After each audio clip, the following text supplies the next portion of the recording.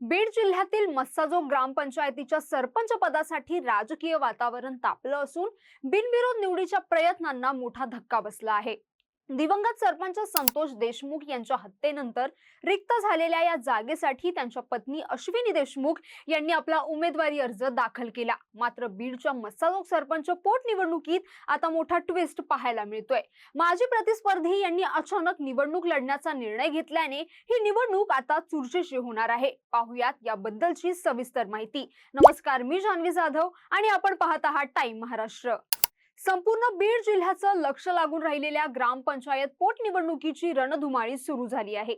केस तालुक्यातील मस्साजोग सरपंच पदासाठी मोठी अपडेट समोर आली आहे। दिवंगत सरपंच संतोष देशमुख यांच्या पत्नी अश्विनी देशमुख यांनी गुरुवारी आपला उमेदवारी अर्ज केस तहसील कार्यालयात दाखल केला। सरपंच संतोष देशमुख यांच्या निर्गुण हत्येनंतर रिक्त झालेल्या या जागेवर आता त्यांचा राजकीय वारसा त्यांची पत्नी पुढे नेणार का, याकडे संपूर्ण राज्याचं लक्ष लागलं आहे। बीड जिल्ह्यातील रिक्त असलेल्या 88 सरपंच पदांच्या जागांसाठी 7 एप्रिल पासून निवडणूक प्रक्रिया सुरू झाली आहे। 13 एप्रिल पर्यंत अर्ज भरण्याची मुदत असली तरी गुरुवारी 9 एप्रिल रोजी अश्विनी संतोष देशमुख यांनी आपला उमेदवारी अर्ज दाखल केला। विशेष म्हणजे हा अर्ज भरताना कोणताही राजकीय गाजावाजा किंवा शक्ती प्रदर्शन करण्यात आलं नाही। मस्साजोगचे सरपंच संतोष देशमुख यांची 1 वर्षांपूर्वी निर्घृण हत्या करण्यात आली होती।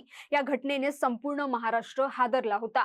त्यांच्या निधनानंतर हे पद रिक्त झालं होतं। संतोष देशमुख यांच्या नंतर त्यांचे बंधू धनंजय देशमुख राजकारणात सक्रिय झाले असले तरी गावकऱ्यांच्या आग्रहाखातर कुटुंबाने अश्विनी संतोष देशमुख यांना उमेदवारी देण्याचा निर्णय घेतला। संपूर्ण मस्साजोग ग्रामस्थांनी एकमताने हा निर्णय घेतला असल्याचं सांगण्यात येत आहे।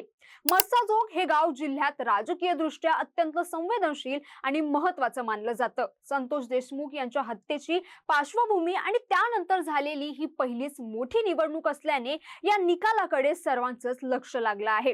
आज अश्विनी देशमुख यांनी आपला उमेदवारी अर्ज दाखल केला असून पतीचे अपूर्ण स्वप्न आणि गावचा पाणी प्रश्न सोडवण्याचा निर्धार यावेळी त्यांनी व्यक्त केलाय। मात्र माजी प्रतिस्पर्धी स्वरूपानंद देशमुख यांनी अचानक निवडणूक लढवण्याचा निर्णय घेतल्याने ही निवडणूक आता चुरशीची होणार आहे।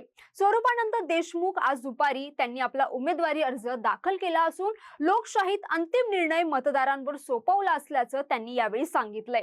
या ग्रामपंचायतीत एकूण 2284 मतदार असून 29 तारखेला नव्या सरपंचाचे भवितव्य स्पष्ट होईल।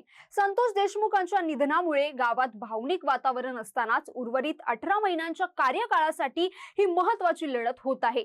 संतोष देशमुख यांच्या हत्येनंतर त्यांच्या पत्नी अश्विनी देशमुख या दहशतीच्या छायेत वावरत असल्या तरी गावकऱ्यांनी त्यांच्याकडेच पुन्हा नेतृत्वाची मागणी केली आहे। अश्विनी देशमुख यांना 2017 ते 2022 या काळात सरपंच पदाचा दांगडा अनुभव आहे। याशिवाय त्यांनी उपसरपंच आणि केस बाजार समितीच्या सदस्य म्हणूनही उल्लेखनीय काम केलं आहे।